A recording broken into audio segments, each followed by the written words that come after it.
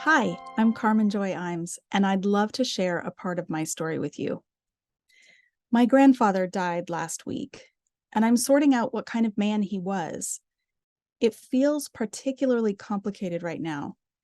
The most recent stories are from my mom and her siblings as they talked about how belligerent he had become with the nursing home staff and how rudely he had treated his own children, even cussing at them.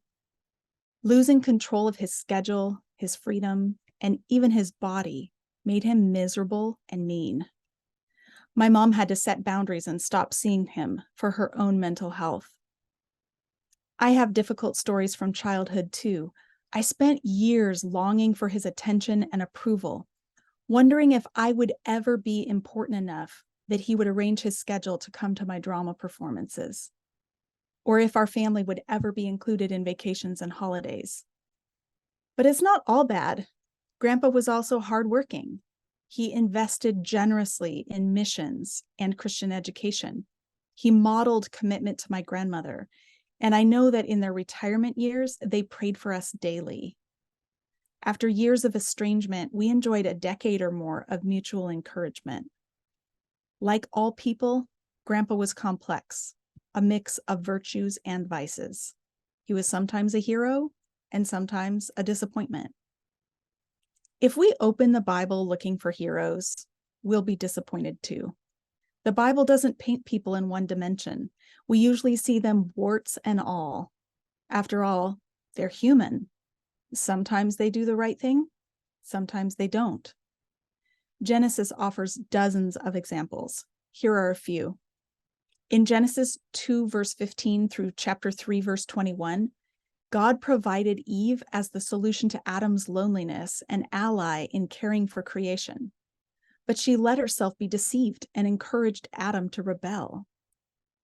In Genesis chapter 6, verse 9 through 22, and in chapter 9, verses 18 through 28, Noah accomplished a remarkable engineering feat by obeying God, but then got drunk and cursed his grandson.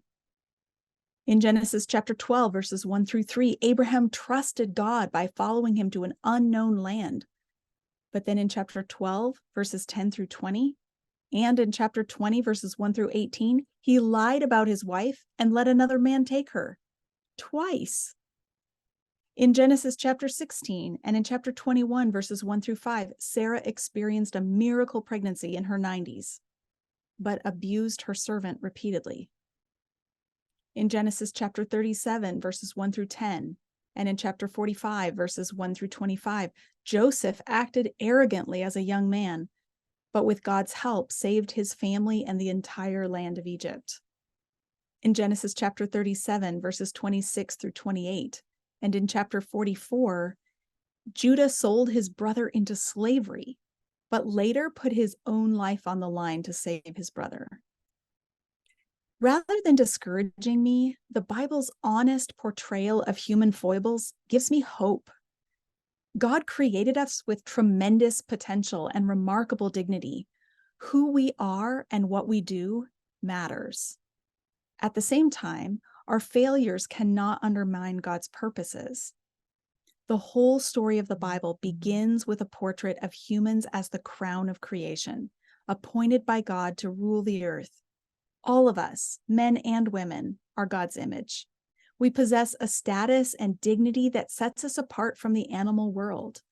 We have the marvelous privilege of participating in God's work. And yet, when we mess things up, God still makes things right. My grandfather wasn't perfect. He hurt me deeply. But in Genesis, I learned that God works in and through flawed people.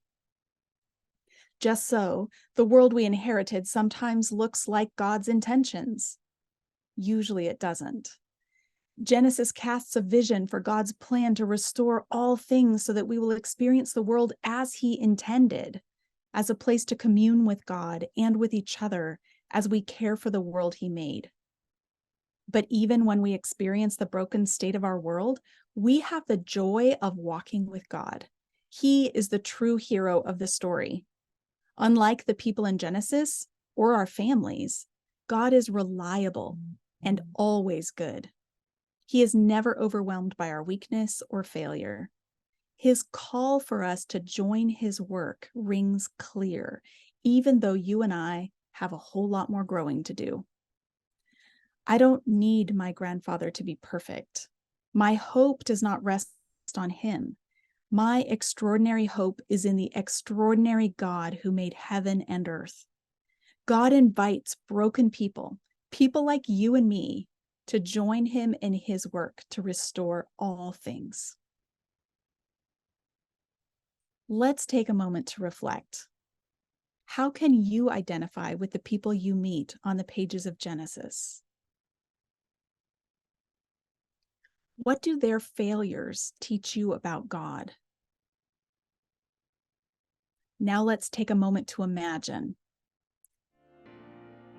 Picture your own complexity. Think through what you've done in your life that you're proud of and what you've done that you may feel ashamed of.